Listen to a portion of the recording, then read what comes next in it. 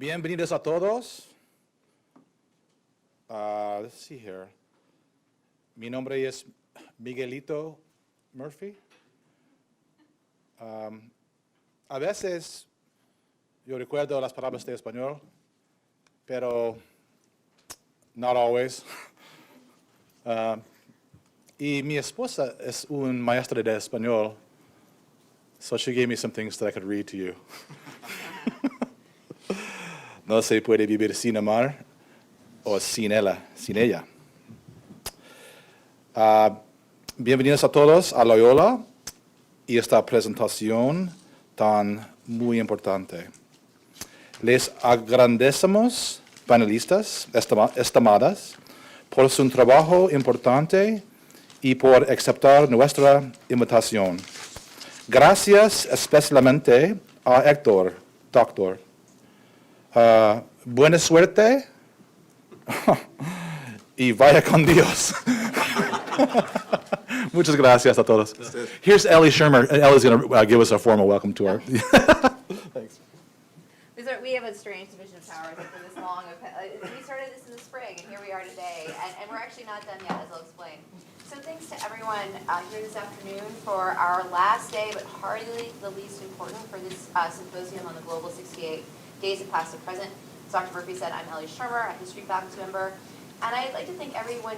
I feel like we did thank everyone possible last night during Dr. Borg's inspiring keynote, but I want to add one more special word of thanks, because it was my great pleasure to collaborate with everyone involved, but especially Dr. Michael Murphy, whose energy and enthusiasm, and I think Hector, you must agree with this too, is actually inspiring to really sort of take the plunge to do this.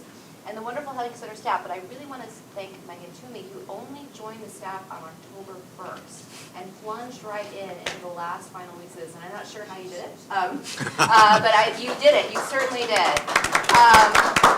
And the key thing about this is that this is not just for these 3 days, but we had the Berrigan Week earlier in the semester. We have had an ongoing film series. It's going to keep going, Planet of the Apes with Dr. Murphy himself on October 30th, on Tuesday night, and there's pizza. And the final thing that we're going to conclude this is with the Behind the Tweets midterm postmortem that I'm going to host, part of this Behind the Tweet series I've been doing for the last couple of years. But this final day, it really speaks to what we had envisioned for this symposium, something beyond scholarship. How could we not include a folk mass, as was done this afternoon, with Dr. Murphy's brilliant tambourine and some of the Hank Center staff singing the songs too, and which epitomizes what Vatican II made possible, even if we put the church at the crossroads in the 60s, as we talked about Wednesday night. But that was a way to really engage students. The real focus of this final day, because even though all of our panels have emphasized that the young, the old, of course the middle-aged, were energized around the world by 68, no matter whether their politics were far right, far left, or somewhere in the middle, that fact doesn't change the fact that 68 was termed the year of the students. As many of our audience members pointedly spoke about during these 2 days of the symposium, we've heard so much about what it was like to be young at that time. And we'll hear more about some of those young people in the first panel on Mexico in 68, I'm sure. But Michael and I also wanted to include students from the 60s and today to give them a chance to talk about their experiences as activists then and now. And in thinking especially about some of the incredible questions we've gotten from students about what they should be doing now. And hopefully that's a way for us to end this symposium, keeping us thinking about why the past seems so present now, and of course, how that might help us consider what comes next, or should come next, especially with a very important election looming. One of many, actually, that has and will make headlines in 2018, like the contests in Brazil, Mexico, France, Germany, the not-so-United Kingdom, that have all made us wonder whether the age of the 60s, to think about Dr. Borg's keynote last night, is coming to an end, and what brave new world might be forged next from the energy, enthusiasm, and hard work of the young, old, and middle-aged. And on that note, I got to turn it over to Dr. Hector Garcia.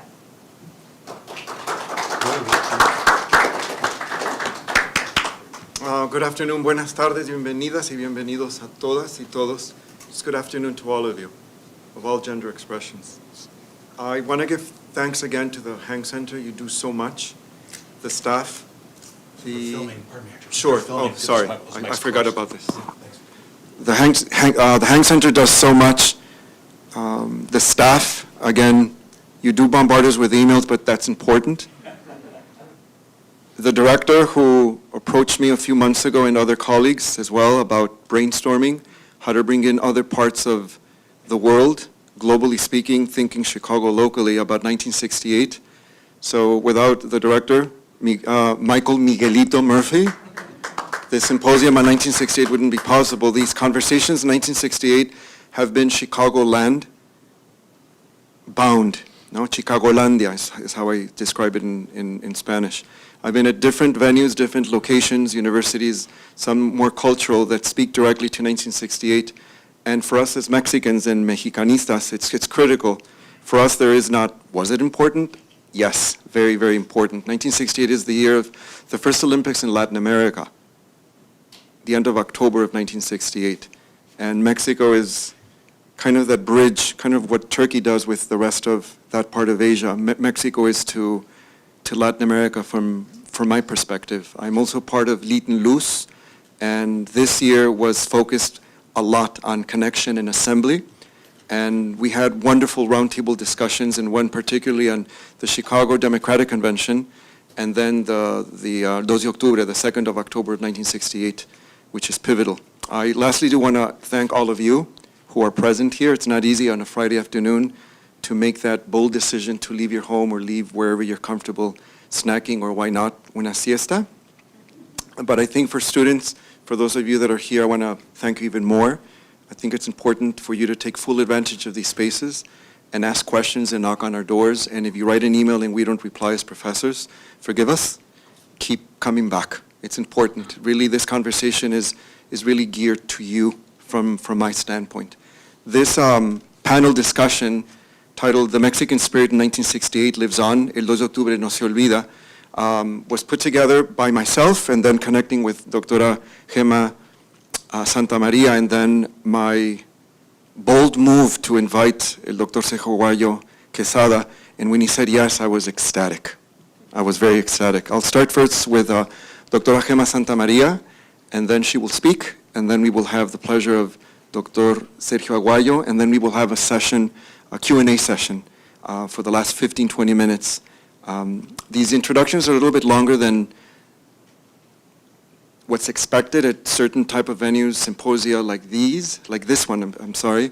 But I believe it's important for you to fully understand how special it is to have, to my left, a new colleague and new friend here at Loyola, and a professor of mine from 20 years ago when he was a Tinker Fellow at the University of Chicago. So it's a nice mix here. Doctora Gema Santa Maria, her PhD is from the New School for Social Research, is an assistant professor of Latin American history at Loyola University Chicago. Previously, she was the 2017-2018 visiting fellow at Notre Dame's Kellogg Institute for International Studies. In Mexico, or Mexico, previously, Doctora Santa Maria was assistant professor and director of the undergraduate program in international relations at the Instituto Tecnológico Autónomo de México, ITAM, as well as visiting fellow at the Center for U.S.-Mexican Studies at the University of California, San Diego, a very important center for those research topics. Her research analyzes the history of Latin American processes of state building across the 20th and 21st centuries, with a particular attention to questions of violence, crime, justice, and the rule of law. Doctora Santa Maria is working on a book manuscript titled, quote, In the Vortex of Violence, Lynching, Extralegal Justice, and the State in Post-Revolutionary Mexico, which traces the social and historical motives behind the persistence of lynching. She has also authored numerous articles and chapters as well as reports for the United Nations Development Program, the Woodrow Wilson Center for International Scholars, and the Norwegian Peacebuilding Resource Center. In addition to her PhD, she holds a master's in gender and social policy from the London School of Economics. Today, Doctora Gema Santa Maria will be speaking directly from a book chapter, which I have right here, Mexico Beyond 1968. Let me read the title. It's a provocative one. Mexico Beyond 1968, Revolutionaries, Radicals, and Repression during the Global 60s and Subversive 70s. And she will focus on mobs, riots, and student violence in the 1960s and 70s in Puebla, Mexico. Muchas gracias.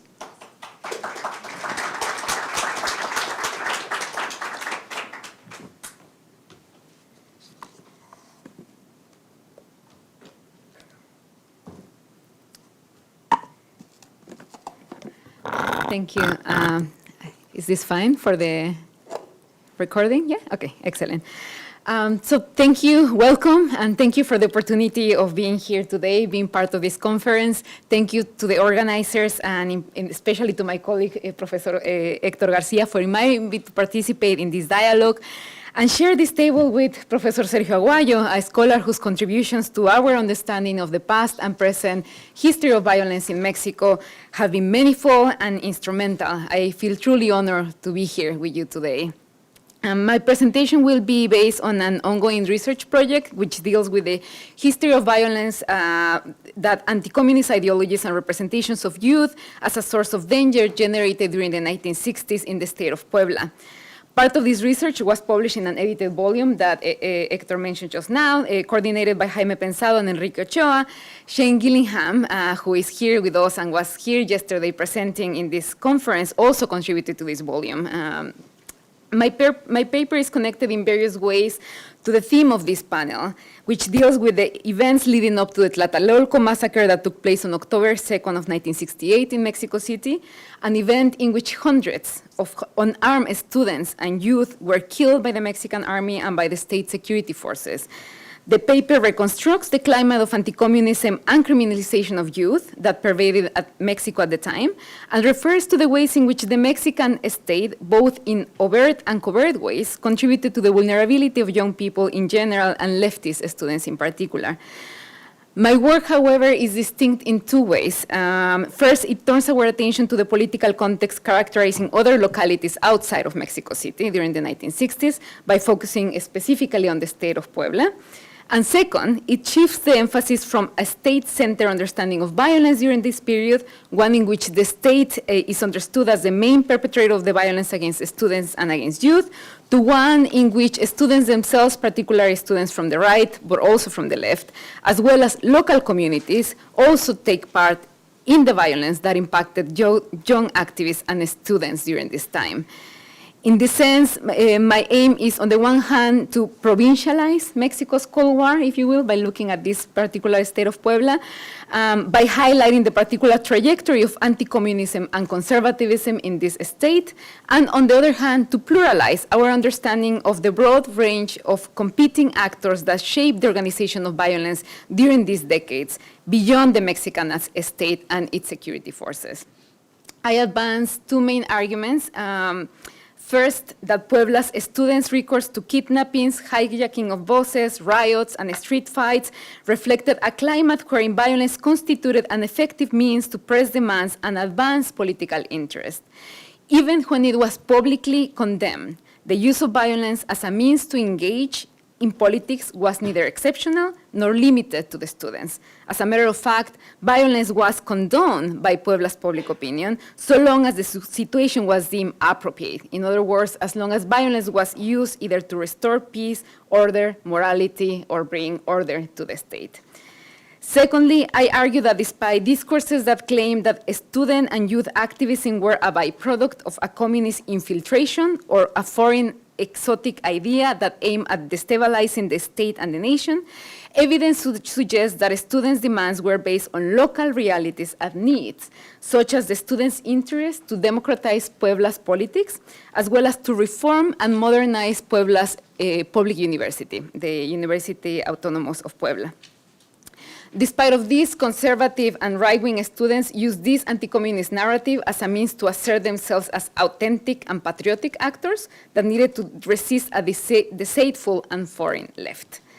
So in the following minutes, because I'm aware of the time, I will provide you just with a few examples of the discourses that contributed criminalizing youth in Puebla and of the violence perpetrated by and against student activists from the left and the right. So on April 6 of 1961, a student protest took place against the implementation of a new telephone service that, according to protesters, would make customers pay an extra fee for additional phone calls.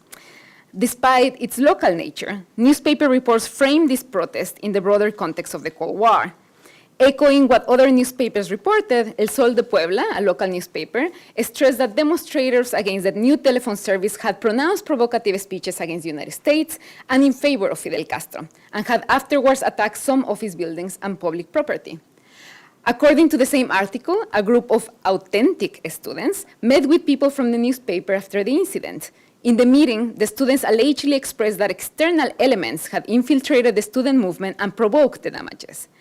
Echoing this opinion, another editorial referred to how authentic university students were busy at this time of the year, preparing and performing theater plays, developing literacy campaigns, and training for the next pentathlon competitions.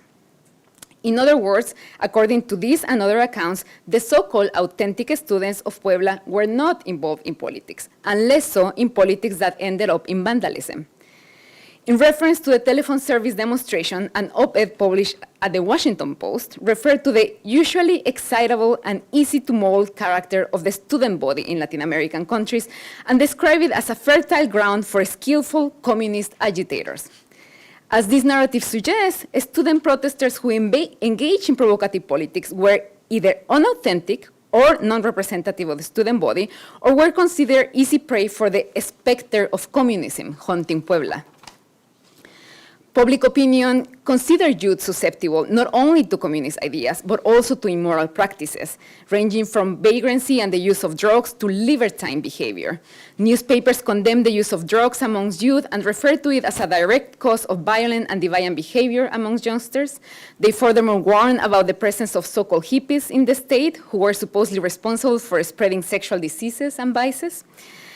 The moral and political anxieties related to the Cold War reached a boiling point in Puebla during a student rally organized in support of the Cuban Revolution on April of 1961. The students had joined a rally to condemn the involvement of the United States during the Bay of Pigs invasion. Approximately 250 students joined the protest, shouting, "Cuba yes, Yankees no." By and large, most newspaper articles described these students as professional agitators who had incited violence and promoted acts of vandalism against private property. Influential members of the Catholic Church echoed this representation of youth as a source of instability. The director of the Social Secretariat of Mexico commented on the student protest in an address given to the church and the Christian family movement of Puebla.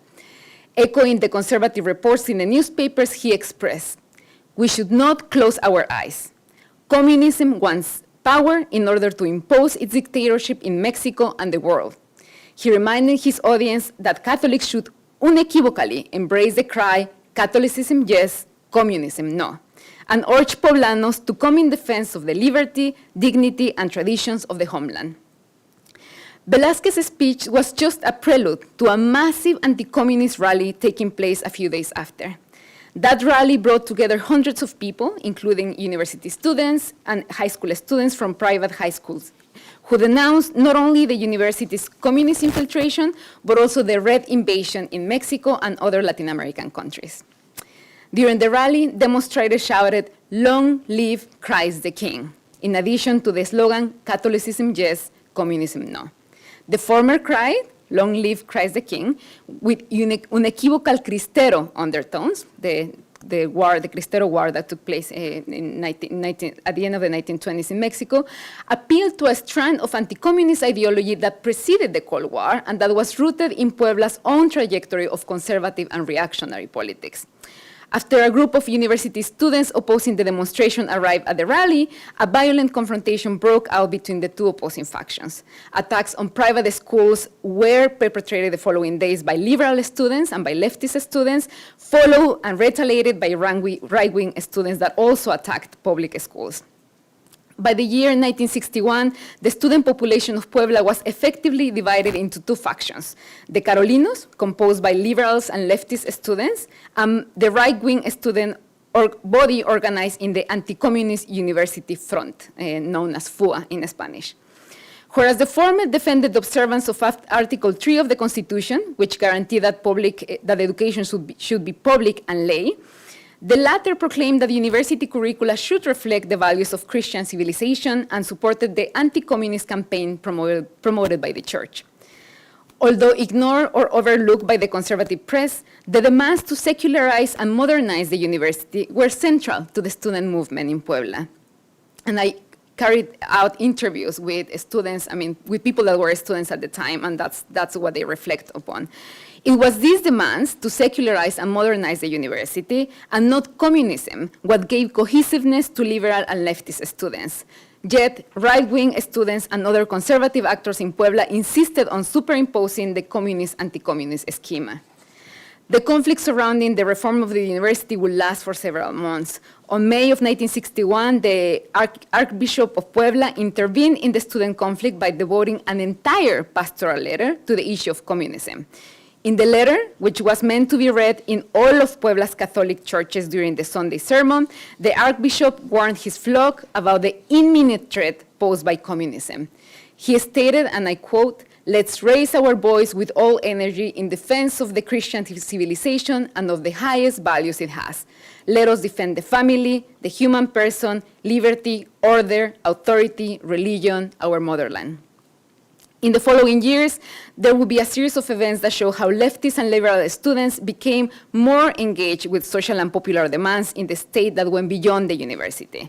Although these demands had nothing to do with a foreign communist plot, but rather with Puebla's own social and political realities, they continue to be represented as such.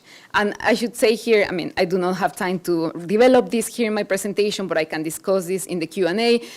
There were increasingly, the student movement, the leftist and liberal students increasingly became involved with the Communist Party, with the Mexican Communist Party. So whereas those communist connections were not true for the first part of the 1960s, by the end of the 1960s, they were true, and especially during the 1970s in Puebla. So I'm going to cover now this particular event, which I think is, again, very telling of the climate of anti-communism that existed at the time. And this is a lynching of 5 university workers from the Autonomous University of Puebla that took place in the small town of San Miguel Canoa in Puebla on September 14 of 1968.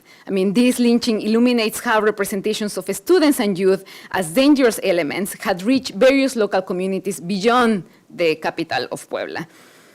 The event took place only a few weeks before the Tlatelolco massacre. To be precise, only 2 weeks before the October 2nd, 1968 student massacre.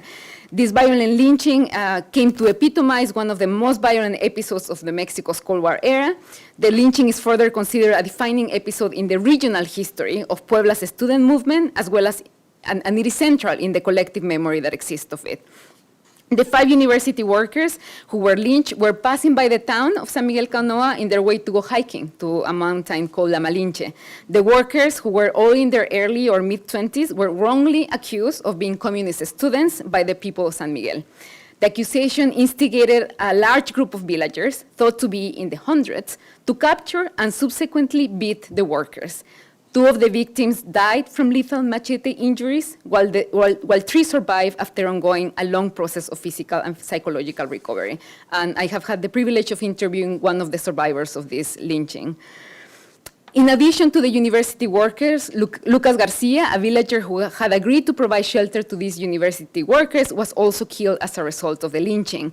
A member of an independent union that had connections with the Mexican Communist Party, Lucas Garcia was a critical opponent of the town's Catholic priest, Enrique Mesa Perez. For his part, the priest had strong connections to the local pre-party and ruled the town of San Miguel Canoa under an authoritarian grip. In his sermons, the priest promoted an image of unionized workers as communists and infidels, and referred to students as a threat for the material and spiritual integrity of the community. Just a few days before the lynching, university students had indeed been in Canoa and held a meeting with local workers, communist sympathizers, and other residents of the town. The 5 university workers, who were neither students nor communists, would bear the consequences of the students' incursion into this town. The presence of students in this small town confirms that the student movement in Puebla had transformed from an exclusively urban and university-based activism to a broader political movement with strong ties with popular, peasant, and workers' organizations. It further reaffirms the fact that the students were indeed connected to communist organizations, but these leftist organizations were homegrown. They were not byproducts of Soviet or Cuban infiltration, as widely claimed by the press.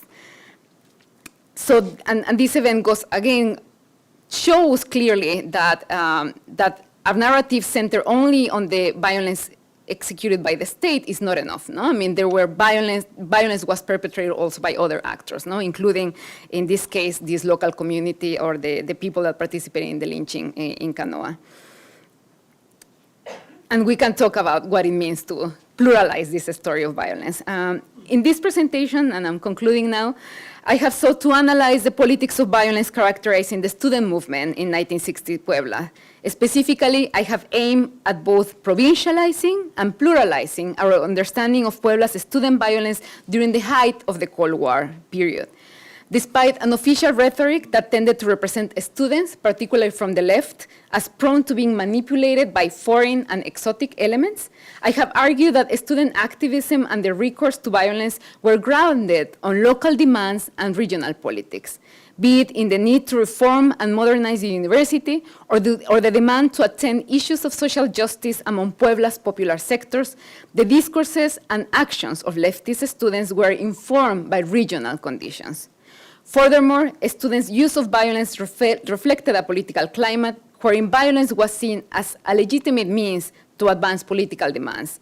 Puebla's public opinion condemned student violence and countercultural practices, but at the same time, it condoned immoral behavior and called upon a greater presence of the police and the military in order to repress students.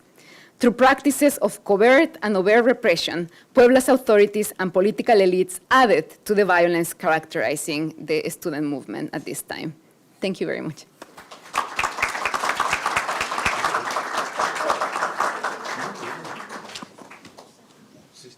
Buenas tardes de nuevo. Welcome for those that walked in a little later, after we started. My apologies. Now for el doctor Sergio Aguayo Quesada. He has been a full professor at el Colegio de México, Centro de Estudios Internacionales, since 1977, where he coordinates the seminar on violence and peace, and recently published a report investigating 2 mass killings in Mexico by gangs in the drug trade, and the need for the United States and Mexico to join together to fight organized crime, and why it has not happened. Dr. Aguayo's academic training and public experiences have led to an outstanding career as a public intellectual concerned with the roots of violence in Mexico and long-term solutions. He has taught at various universities in Mexico, the United States, including the University of Chicago. He was a Tinker Fellow. He was my professor there. And also in Europe. Since 2014, he has been affiliated with the FXB Center for Health and Human Rights at Harvard School of Public Health. He has published close to 30 books, maybe more.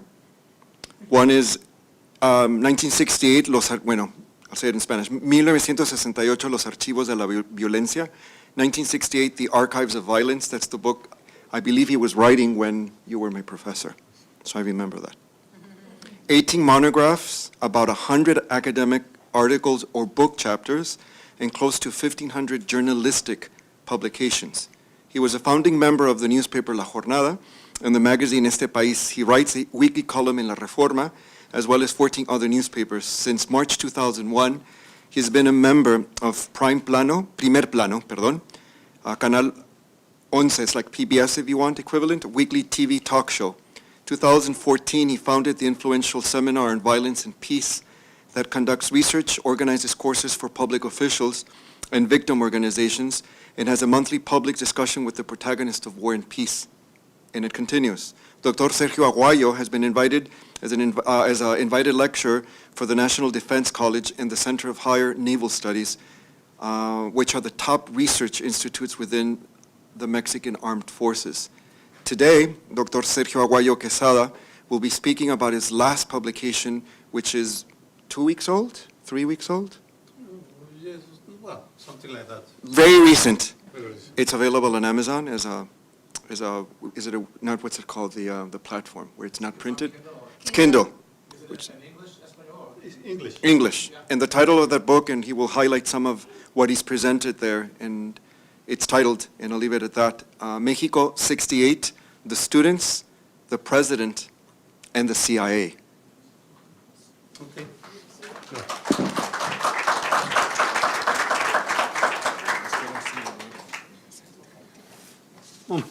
very generous presentation by Hector, and I thank the Hank Center, Mike, Megan, that has been my godmother through internet, of course, Hector Garcia and Gema Santamaria.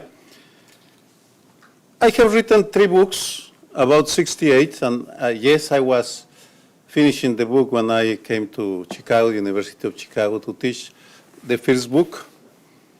And the first 2 books, actually, I concentrated in 2 actors: the government, the regime, and the forces that appeared in 1968, the student forces, but it was more than that, wanted a peaceful transformation. And in that regard, I want to make a comment about Gema's paper. I enjoy it, because it illustrates how difficult it is to come to definitive conclusions about the meaning of 68, because whereas in Puebla, I believe the elites wanted that force be used against the students, communist students, in Mexico City, some opinion polls that I found in 68 found that there was a massive disapproval of the use of force in Tlatelolco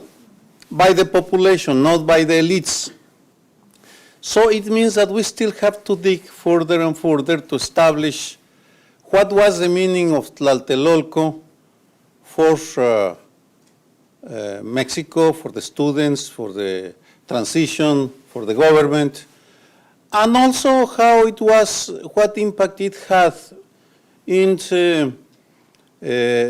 Puebla or Guadalajara, my hometown, in which 68 led to guerrillas, the appearance of guerrillas and of cartels that established in Guadalajara, in part because they were given protection by the dead squads that were created to execute guerrillas. So it is a complicated history, but in spite of that, what I want just to establish is that the 68 movement, it's important because it is the first time that the popular movement, national transformation of the regime, started in the capital, and that movement wanted the change to be achieved in a peaceful way.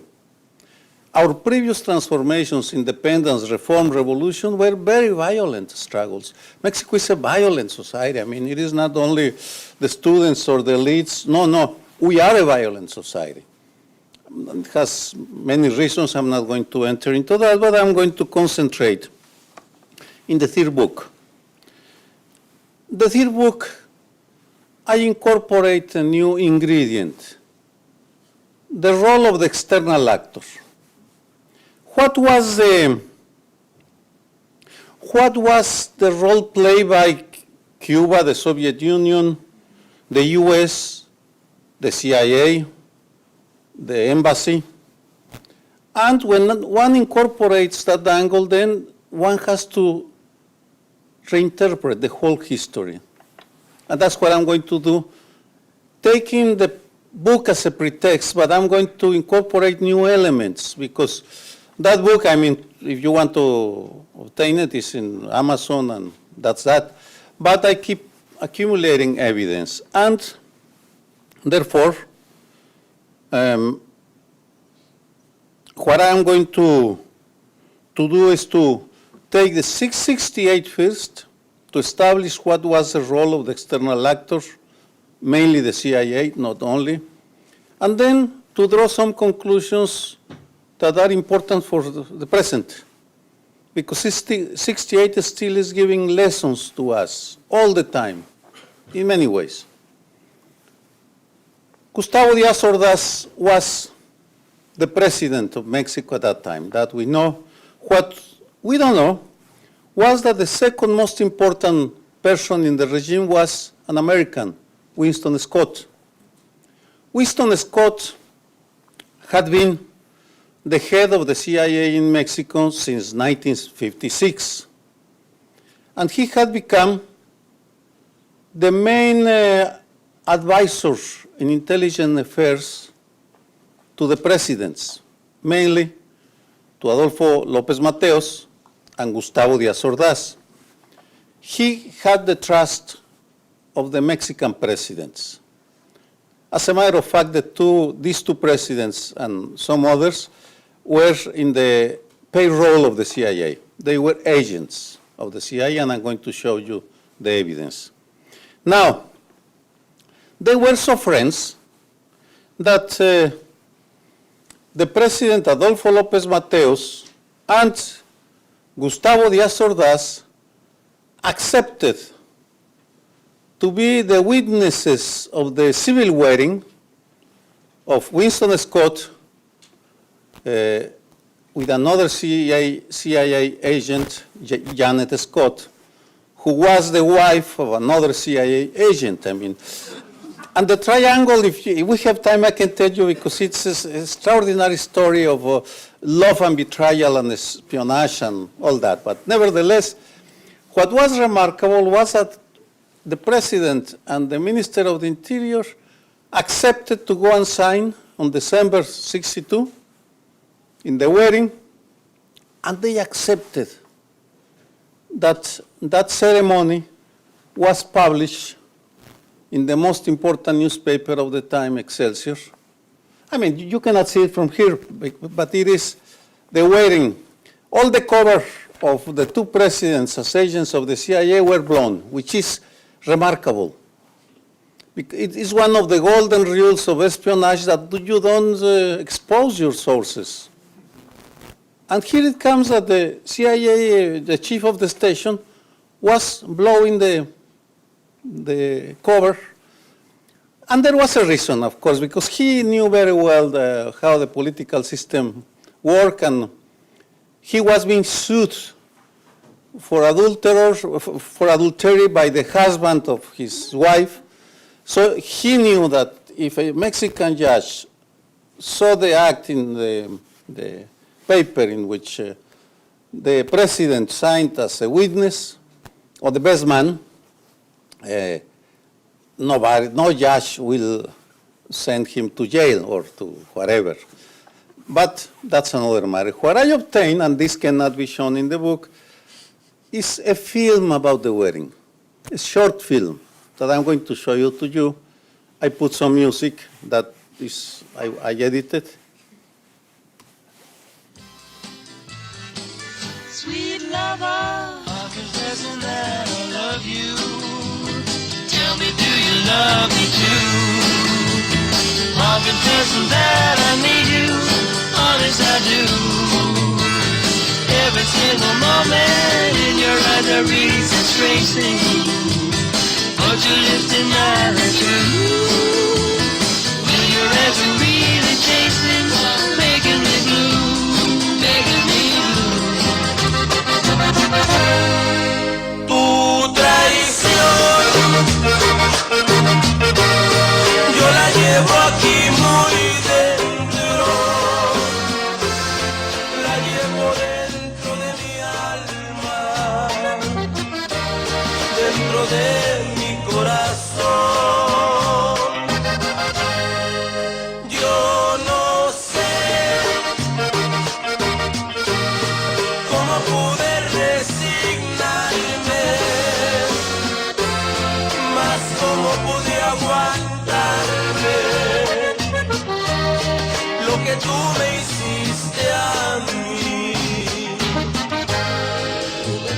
On a life when you depend, sweet lover, am I guessing that you love me?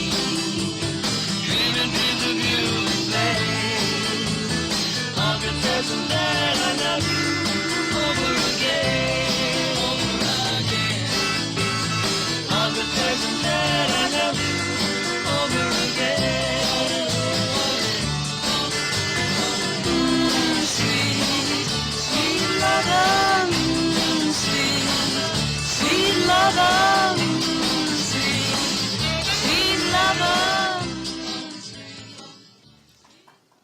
Now, it's impressive, isn't it? Especially because Adolfo López Mateos have declared himself of extreme left within the Constitution. I mean, all this is part of Mexican history. Everything fits when you put the pieces where they belong. I'm not going to enter into that, but what does this mean for 68? And Good Pastures was the second in the CIA station in Mexico. And she wrote a book about the Mexico City station history, and that was delivered a few years ago as part of the research on the Kennedy assassination, because the alleged assassin of President Kennedy was in Mexico. And there is a sort of, there was and there is a lot of interest about the Mexican angle in that assassination. I'm not going to enter into that. But in some parts of this history, it is clearly stated, and here it is the transcription of the two previous paragraphs, that in January 1964, headquarters approved and furnished equipment, Radio Central and 4 automobile radios for Gustavo Díaz Ordaz campaign. Besides, the CIA gave Ordaz $400 per month as a subsidy from December 1963 to November 1964. Apparently, it was to pay his bodyguards during his campaign tours.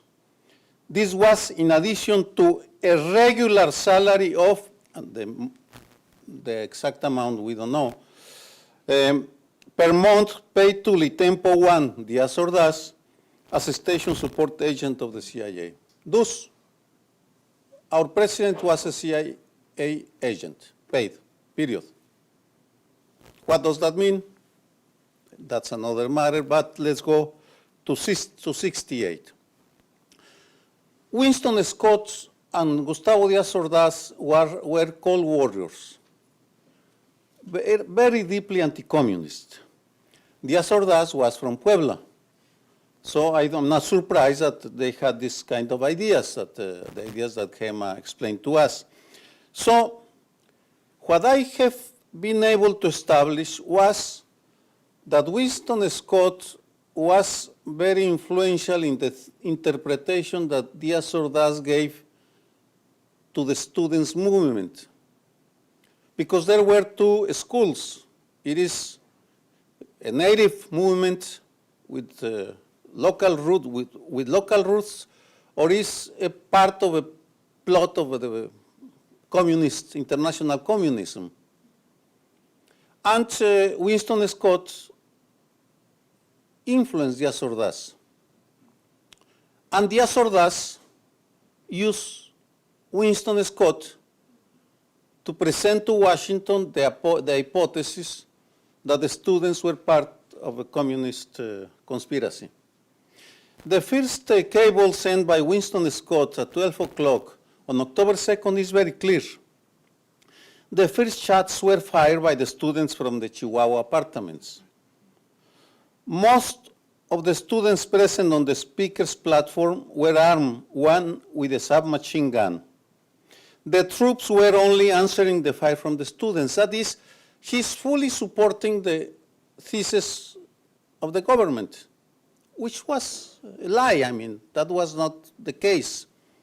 The snipers that fired to the crowd were elements of the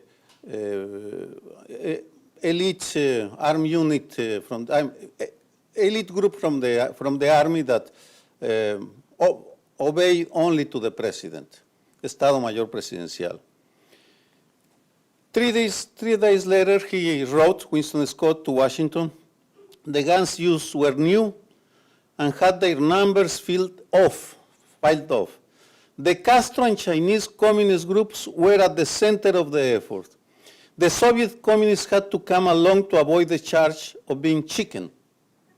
So it's very clear. I mean, he's saying that the Soviets, the Cubans, and the Chinese were providing weapons to the students.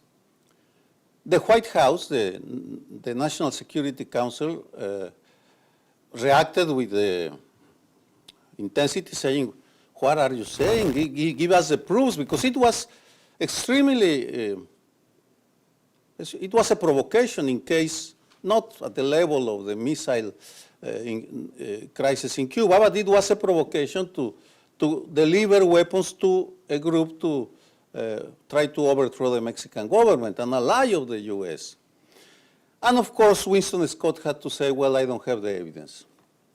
And one American diplomat wrote sarcastically, Scott presented 15 different and sometimes flatly contradictory versions of what happened at Tlatelolco. He was discredited. And the State Department was more sober, and some sectors of the CIA saying this Mexican student movement was local, was native. Of course, there were communists. There were. But they didn't have the influence that were, I mean, here you have to balance if who is to blame for the bombs sent to the Democrats all over this country, if the fake news or the inflammatory rhetoric of some politicians.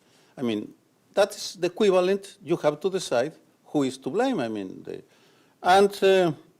Winston Scott was removed, and Jefferson Morley, who wrote a book, Our Man in Mexico, excellent book about him, and with the line, the puppet master had become a puppet. That is, Winston Scott ended being at the service of the Mexican government. And that was the case, by the way. He ended his career 6 months later in June 1969. End of that part of the story. Now, what is the meaning of this? How are we going to interpret, besides saying, oh, the Mexican president was a CIA agent? Well, from a structural perspective, the real lesson is that Mexican presidents did not have an intelligence service of their own. They depended on the CIA and the FBI. Basically, I mean, they were at the mercy of what the CIA and the FBI told them about who were the enemies of Mexico, what was the role of the Cuba, the Soviet Union, or whatever, or who were the internal enemies. And by the way, Jesuits in the capital were very important in the movement, and some sectors of the Catholic Church that have been influenced by the Vatican Council too, but that's another story. But Operation Interception, September 69. It was important because the US closed the borders in September without letting the Mexican president know. And I don't have the time. What is important about this operation, I'm going to take a quotation from the New York Times, was that if the Mexican government did not comply with the demands on the part of the Nixon, of the Nixon administration, the Nixon administration would provide the names of 20 important Mexicans that were involved in drug trafficking. So Gordon Liddy, the one of Watergate, later wrote his memoirs, and he said Operation Interception was an exercise in international extortion, pure, simple, and effective. And Mexico agreed to follow the strategy decided in the US against the production and traffic of drugs, against organized crime in general. That's the consequence of Mexico not having its own intelligence agencies. Because here is a question, it goes to the bottom line of the exercise of power. If you have, as a government, the capacity to decide who presents a risk for your country. In that case, Nixon and Operation Interception was a risk because it imposed on Mexico a strategy that has not work, that has not functioned. One of the requests of that operation was that Mexico involve the army or send the army to fight the cartels.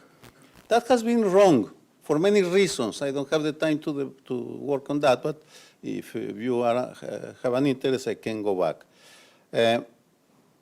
In any event, the Díaz Ordaz government comply, and the names of the 20 agents or the 20 Mexican high or important Mexicans that were involved in organized crime were never delivered by the US government. We don't know who these people were. Now, why was Mexico dependent? Here is the question. I mean, I'm moving back and forth. Because this president, Miguel Alemán, decided he wanted an organization like the FBI. So he ordered this person, Carlos Y. Serrano, organize an FBI. He asked, the CIA was created in March, April 47. The FBI had been present in Mexico since 1932-33.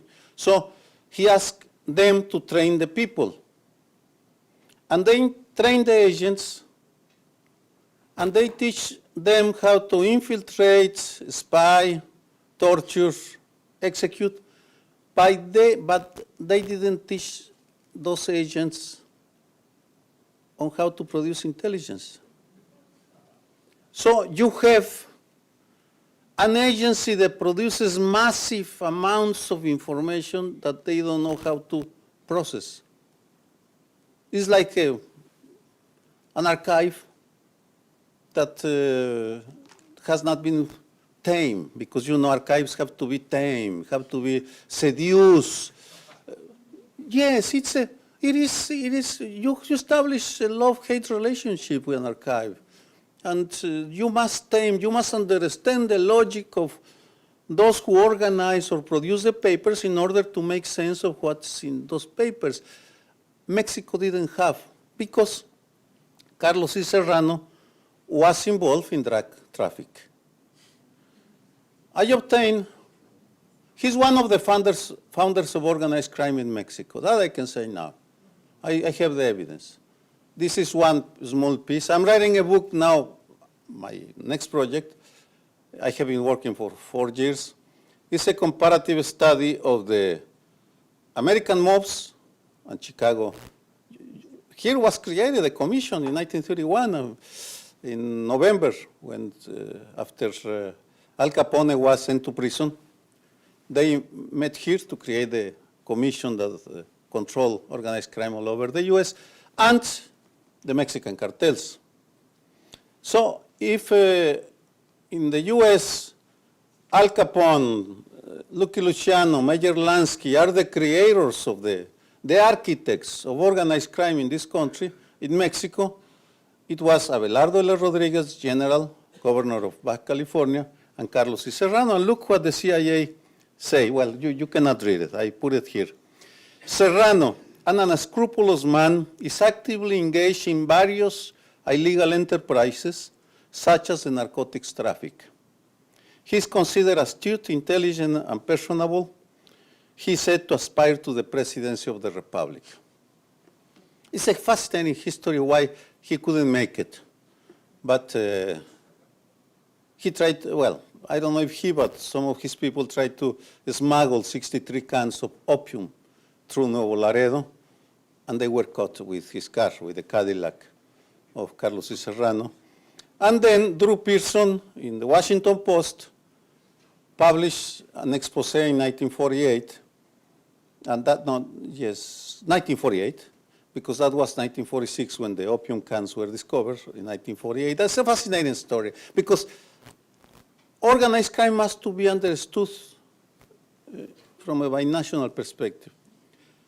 Criminal violence and political violence have to be understood from with a binational perspective. Otherwise, it doesn't make sense. You lose the full understanding. Rex Applegate, he was from the OSS, CIA. He was one of the trainers of the Directorate of Federal Security. And by the way, I mean, the CIA wrote that, but the American government never said anything to the Mexican government about the engagement of Carlos Serrano in drug trafficking, because he was the closest allies of President Miguel Alemán. Now let's move to the presidency of Andrés Manuel López Obrador. Two lessons. The first one.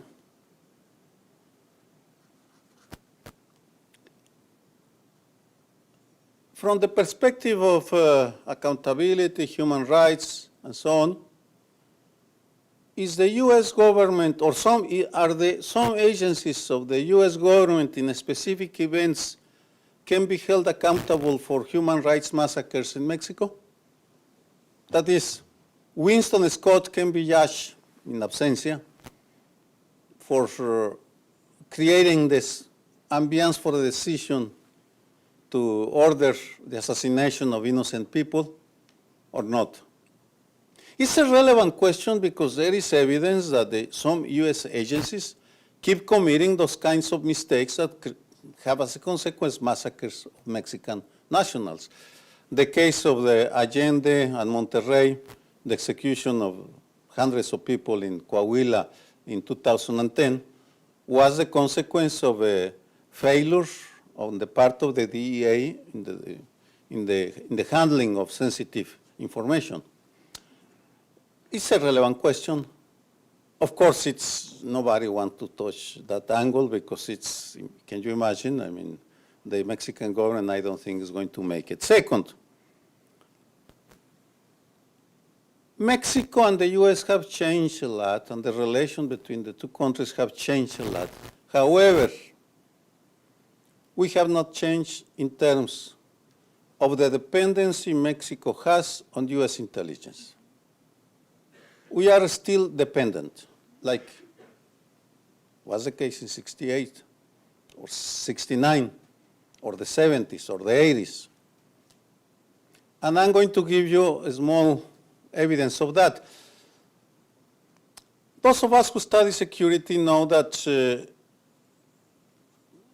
what is important is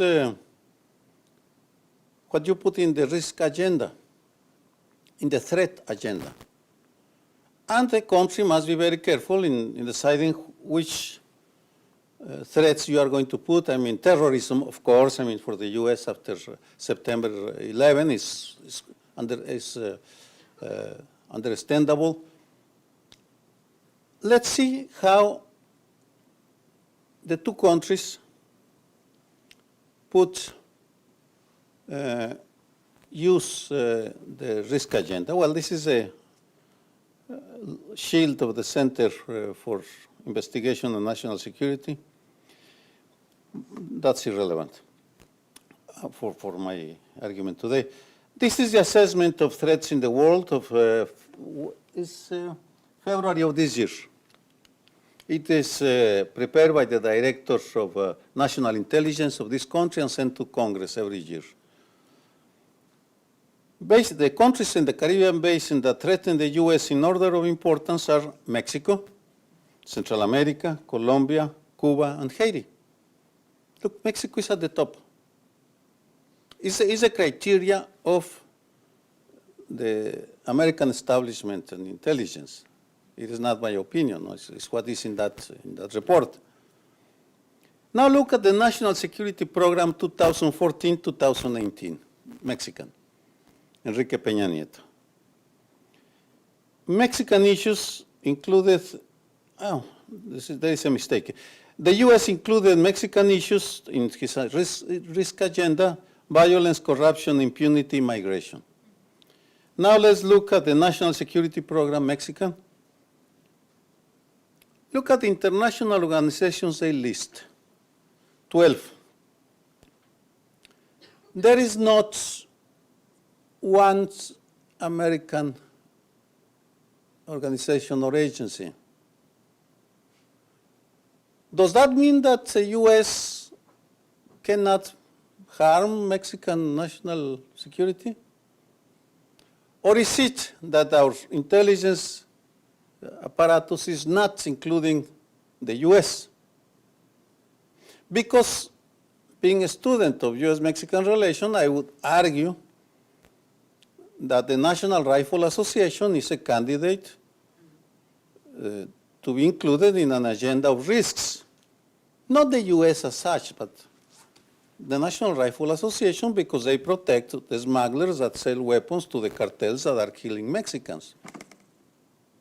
I mean, it is like the U.S. including the cartels. Of course, it's logical that they include the Mexican cartels, El Chapo Guzman, I mean, as national risks.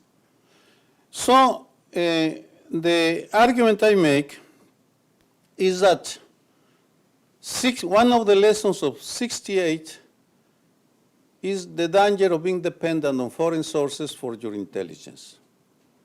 And that one of the challenges to be truly sovereign and independent is to have your own intelligence apparatus that includes some U.S. actors as a security threat for Mexico. I'm not saying that perhaps the National Rifle Association should be awarded the Águila Azteca. I don't know. But at least it should be considered, because in that way we will discuss if we consider that the Maras from Central America are a threat to Mexican security, that's reasonable. It can be both the argument. Why can we include the National Rifle Association or some other groups that are harming our national interest and our people?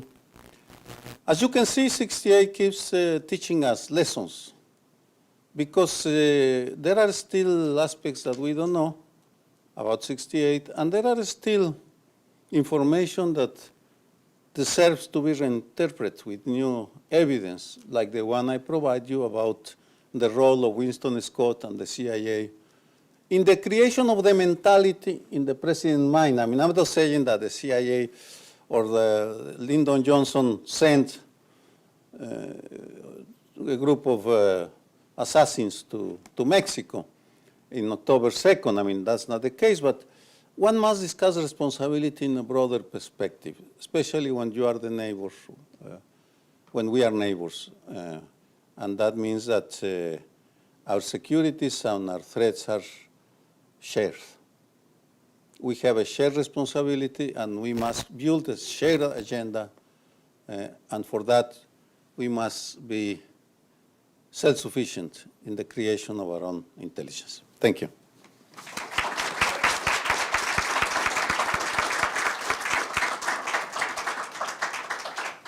I'm just going to.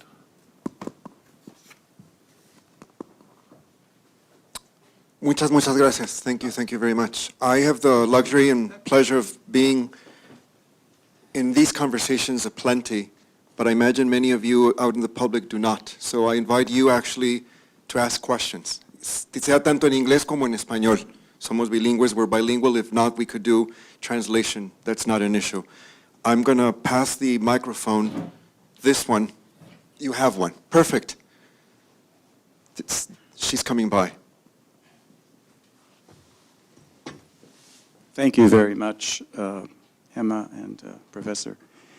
I have a question for you. How would Mexico develop a truly independent intelligence service? Of course, you know, sharing and dependent on other intelligence agencies in other countries.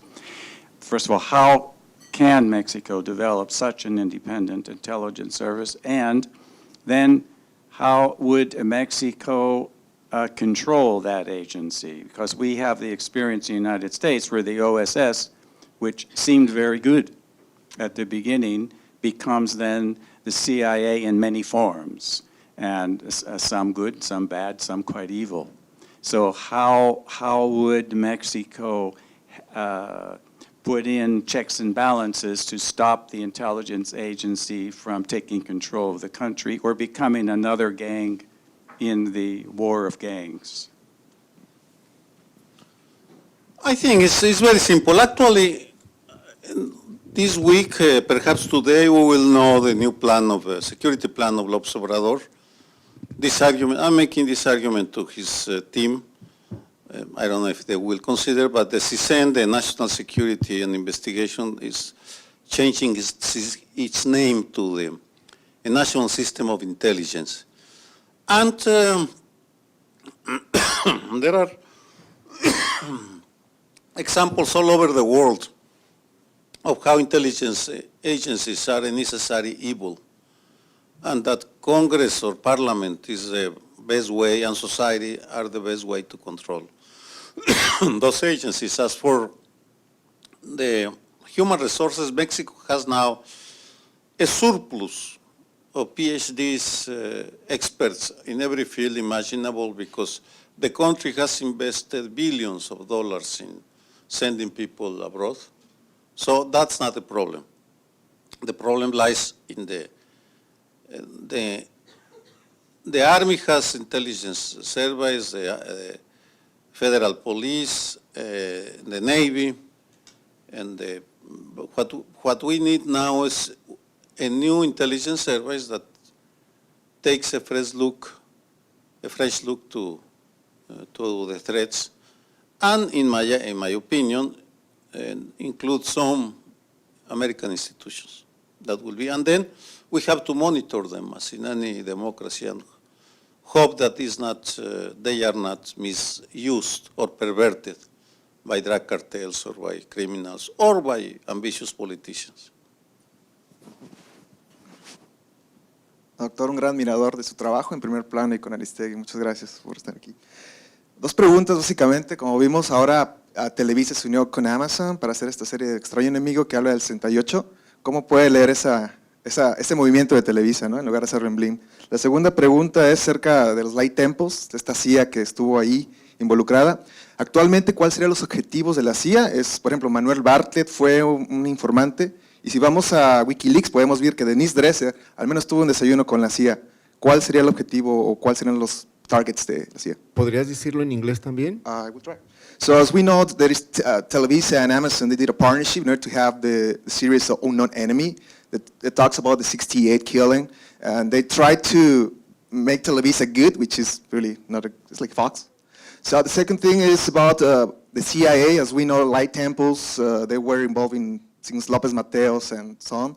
So my question is about now, what is the target of the CIA? As we know, Bartlett, you talk about Puebla, so Bartlett, they said, probably as a DA agent said, Bartlett may be involved in CIA operations. Similarly, as Denise Dresser, we got WikiLeaks, you can see that. At least they have a breakfast. So just my question is, what should be the new targets for that? Thank you so much. Televisa is looking for content. Everybody is looking for content. I mean, and the question is not that they are trying to do it, but it's the quality of the products they present. That's what we should look, I mean, because that's normal. And they are following the path of Argos and Univision and Telemundo and TV Azteca. And we should expect, Mexico has opened, in that regard, I mean, there are all sorts of initiatives to create, there is a boom in the creation of content for the screen.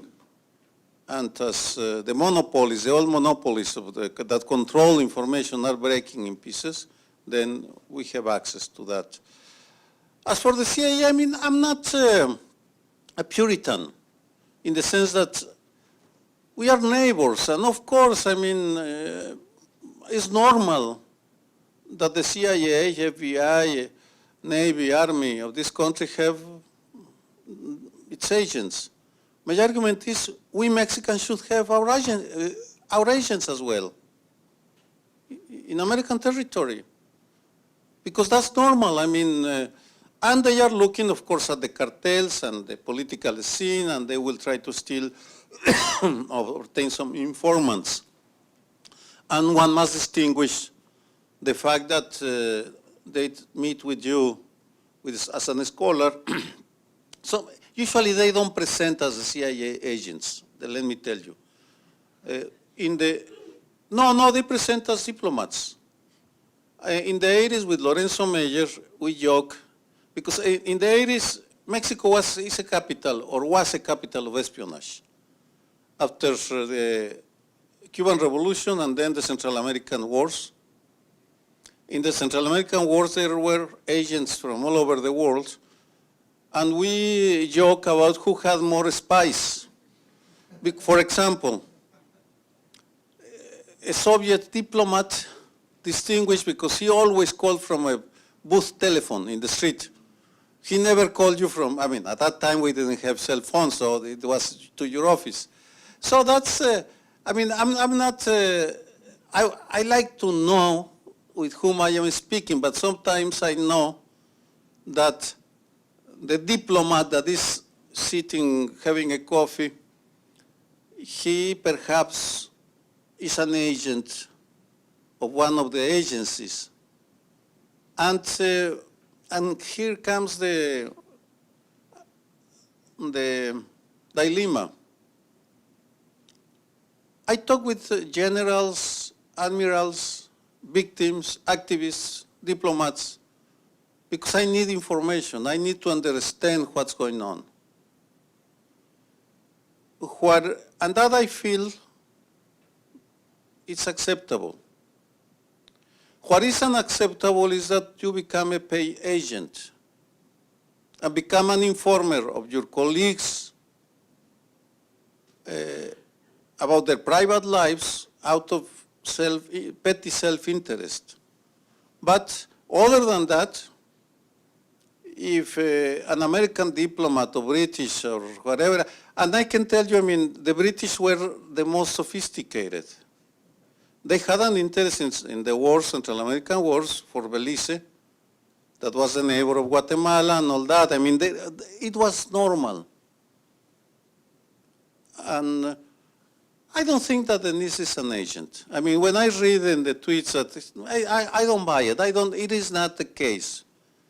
She's very intense and tries to understand what's going on in order to write and give an opinion. Well, she has her style, I have mine, but I am very open with my sources. I protect my sources. And when I say something off the record, I say it's off the record, but never, ever about the private lives or about, and never, ever I have accepted a payment of a government, of a foreign government or a Mexican government. And I have been offered cash, of course, by the Mexican government, not by the Americans have never offered me nothing, I must say. It is not a complaint. The Jesuits have offered me money to come here, are paying me my expenses. And maybe. And the Jesuits have not a very good, no, I'm joking. They were the spies of the Vatican at some time in Japan and China. And, that's part of history. It's, no, I mean, come on, all that is documented. It's normal.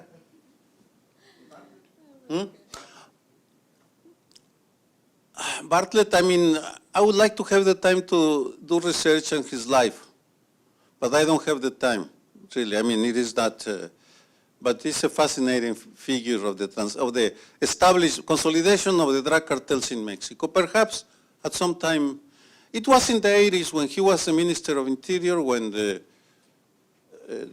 it was discovered the assassination of Enrique Camarena in 1985 and Manuel Buendía. So it is worth looking, but I haven't had the time because each one of the characters I do research takes a lot of time, I mean, to dig information. We have time for 2 more questions for either speaker. This is for Professor Santa Maria. Santa. Okay. I'm a labor historian, and in the U.S. And one of the things, dealing with communism, anti-communism, we've sort of over time understood that you can't take these things literally. When in fact, you're talking about communists in the 30s or 40s or 50s, or in the Deep South, for example, if you would say, well, are they really communists? No, of course they aren't. But the anti-communists will say secularists or integrationists or trade unionists are communists, and that is sort of a whole worldview. And I think American labor story, obviously we know this isn't the case, but I think we've come to sort of accept this sense that yes, there's this conflict going on, and they label it communism, but it represents a kind of cosmopolitan, secular world. And I was wondering if that enters into your work, and I mean you're making distinctions, of they weren't really members, et cetera, that kind of thing.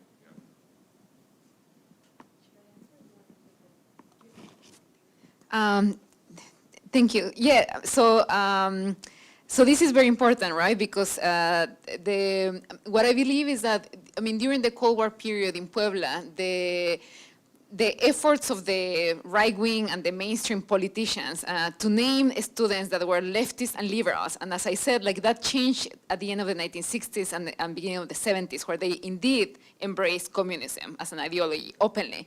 But before that, I mean, really they wanted to modernize the university. I mean, like they said that the university was controlled by the Catholic Church and by the government, and it was. The university didn't have enough resources to support research or have better technical equipment. I mean, so I spoke to students that were studying engineering, and they were, the extent to which we look at the Soviet Union, I mean, that's nothing, no? I mean, what we really care about is transforming and modernizing our own society, democratizing Puebla politics, and also the university, no? The university life. I think your mentioning earlier decades made me think that in my larger project, and especially for the book manuscript that I'm preparing on lynching, I do deal with like earlier roots of anti-communism in Mexico or anti-socialist ideas, which again, in the case of Puebla, had to do with this former like Cristero, the people that participated in the Cristero War that were opposing the secularist and modernizing forces of the revolutionary state. And again, it's very telling that in the 1960s, you continue to have this same slogan of the Cristeros, because it talks about how locally rooted these ideologies are. No? And that's another point that for me is important to remember, that these things had a local history. And so, and that's what I meant with provincializing the history of the Cold War, that surely there were the reference points with the United States and with the Soviet Union, and people at the time were aware of those. But really, I mean, people were also making reference to symbolic and ideological roots of communism and anti-communism that had a larger history in Puebla. So I think it echoes what you were saying, that most surely the definition of what a communist was had to do little with actual communism and more with like liberal secularizing forces, both in the 1960s and earlier on in the 1930s in Puebla and in other states of Mexico. Wonderful. One more. I guess. Yes, thank you. Thank you very much. Gema, Dr. Aguayo, congratulations for your lectures. Dr. Aguayo, I have a question. Of course, I am a historian, so I am very excited about how to get a better interpretation, a better, let's say, description what it happened in '68 with the students' movement. What kind of archives we have to research? The Secretaría de la Defensa Archives, the Archivo General de la Nación Archives, the film that was taken October the 2nd and that was given to President Luis Echeverría. Where is it, that film? I don't know, Televisa's archives. How can we get a better understanding? What kind of resources we have to research to have a better understanding about what did happen? Please. In Mexico, the most important archive is one of the Secretary of Defense, the Army. I don't know if the Estado Mayor Presidencial or kept files. That I don't think. As far as I know, they destroyed everything.